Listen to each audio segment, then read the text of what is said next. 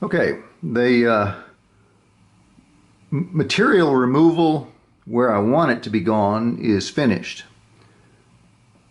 And while I was doing it, it struck me, or I thought somebody's going to say, wait a minute, how is the glue, the epoxy, going to stick to all this oxidized material that you're going to be slopping it over? And well, think for a second that it only needs to be tight, so to speak, adhere to the low spots that we've created, because when we go after this, it'll be like the same way when you make a stem from rodstock.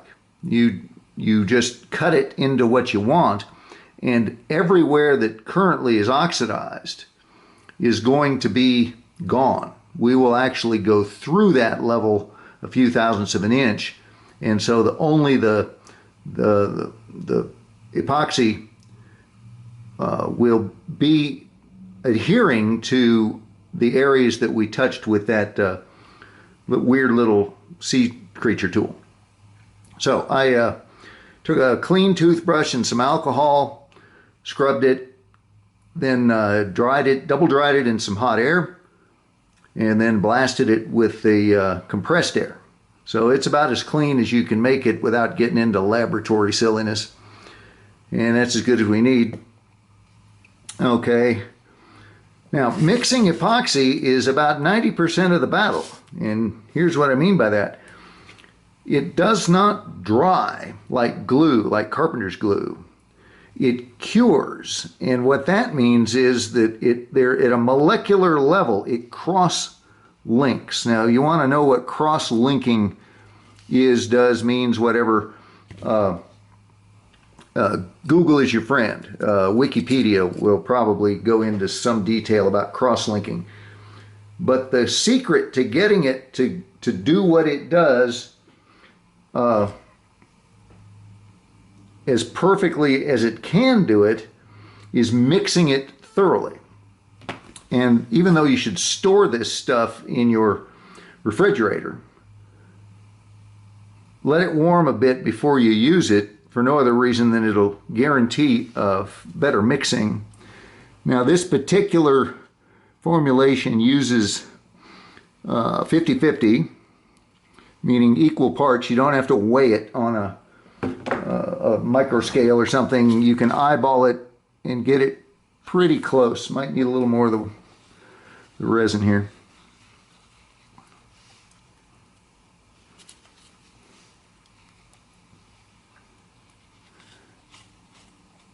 And the mixing process itself should take a long time. And by that I mean what subjectively feels like a ridiculous amount of time to a human to stir something is what you want. If it doesn't give you that sensation, you're not doing it right.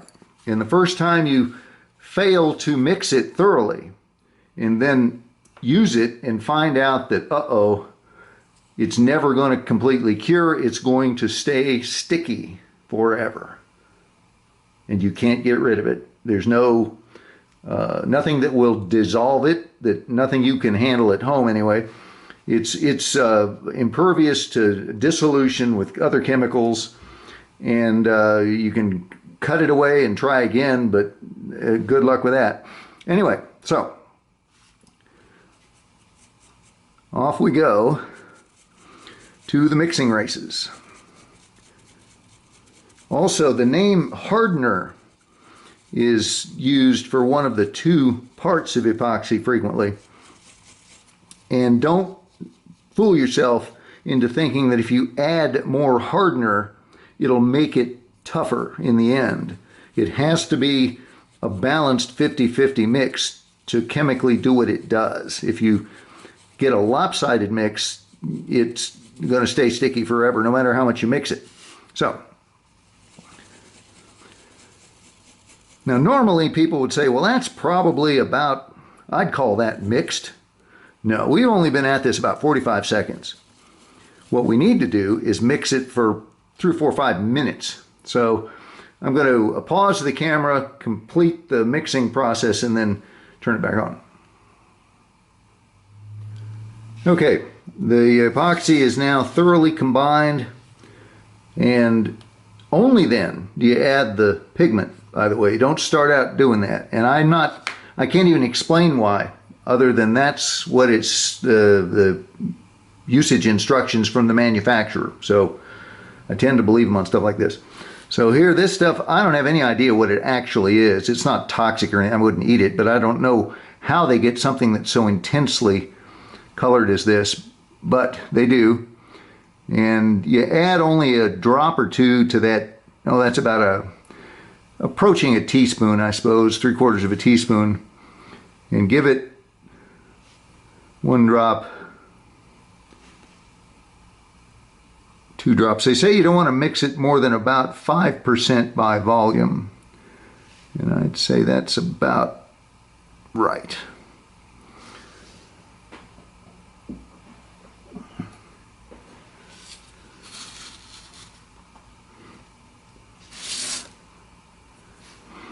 And we're back to mixing.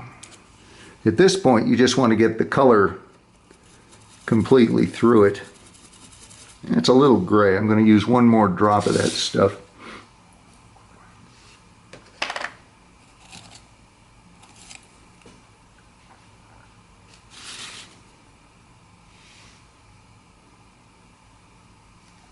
There we go.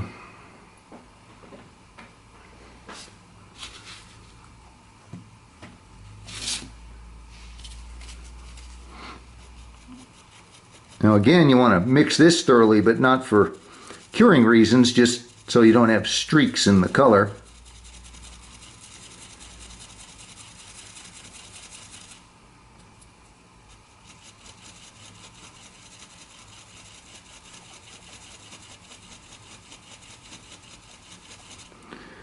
And there we are.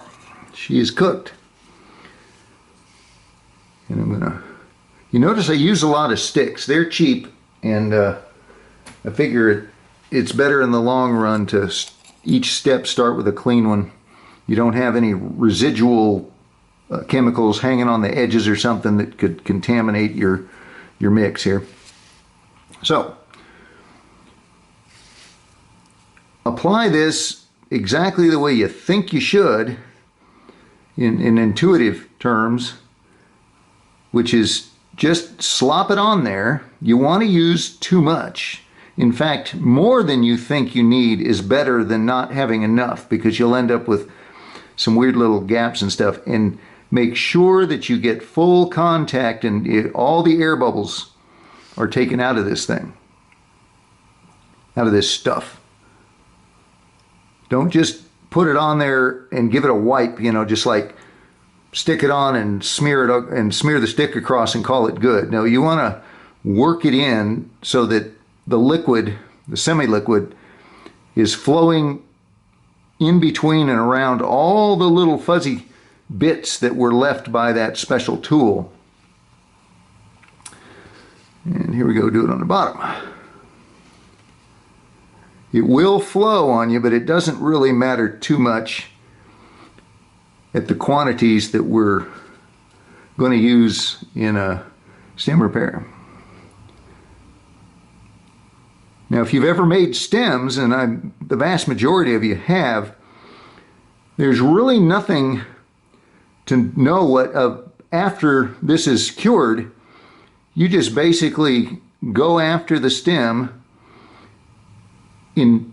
with 2 mindsets. One is it's a cleanup, meaning you want to get rid of the oxidation, the green from age, from light, and all of that. And the other is a small percentage of it is going to be like making a new stem from rod stock. So all of the same tools that you would use to cut the button, the bite zone in the button on a stem, you use them again, and then you also clean up the rest of it, and it all comes together. So here we are, and I'm going to just set that puppy in a stand, getting it horizontal. Again, it's not going to matter if there's too much on there. The problem is almost always you'll find, oh damn it, when you're done shaping and there's going to be a little divot or a hole that you left or a little line that didn't get filled with the stuff, and you'll think, man, now I got to go through all of this again to fix that one little spot. So make sure that you've got more than you think you need in those areas, and you'll be happy you did. Also, to keep the length of these, the number of these videos and stuff to a reasonable number or level, quantity. There we go. I'm not going to finish this stem as part of this series. I've already made stems several other times, and you can cross-reference that as much as you want. Everybody uses different tools for that process, and that's something you can do in several ways. Some people use scrapers, some use files, some use foam boards, some make their own. It's kind of what you're ever used to, so I'll just leave it at that. Make sure this thing is horizontal, and it is in both planes, and that is it. Can't think of anything else off the top of my head. As usual, the question and answer portion of these videos are all turned off or closed, with the exception of one of them, which is clearly marked as such. It's one of the playlist options. It just says Q&A playlist or something like that, and it's nothing more than my ugly face talking into the camera saying, you know, ask me whatever you want here. This is the place, and it keeps me from having to patrol the question and answer section of 100 videos. If somebody might add it on the, number volume 3, episode 9 or something, I would have to go through that constantly, round and around, trying to find questions. And putting them all in one place makes life a whole lot easier for me. And doesn't add any difficulty for you guys, so that's the way it is. So anyway, that's it. I can't wait to get started on this one I showed you earlier. It's going to be all kinds of fun, sacrilegious. We're going to create some controversy with this, but that's high excitement for a guy like me. Alrighty, that's it for now. Talk to you later. Whoops, I just realized I forgot to mention something that's important. So that was a false ending there a second ago. Faked you out.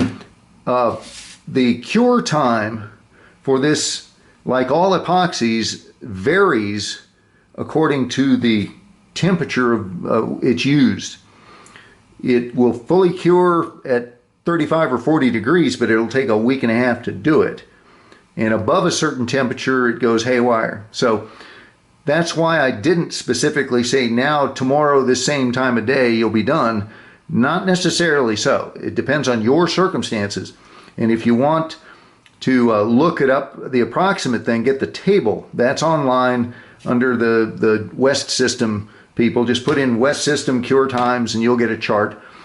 But it'll be fairly variable, and it'll even tell you test to be sure. And usually a good test is to take something like a toothpick, an ordinary wooden toothpick, and poke it good and hard. And if it leaves a dent, it's got longer to go. If it feels like vulcanite, which you could ever so slightly dent just a tiny bit with a piece of wood if you wanted to, that's why teeth put marks into it, then if it feels like vulcanite, you're done. But don't attempt to shape that blob on the end until it is absolutely cured all the way. Wait an extra day or two if you think you need to. And about the quickest this stuff will ever work without using little box heaters and fake out, like light bulb ovens and stuff, is about 24 hours.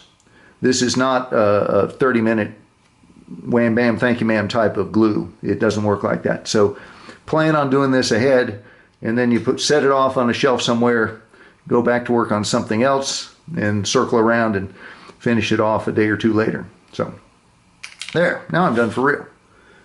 Again, thank you much. Talk to you later.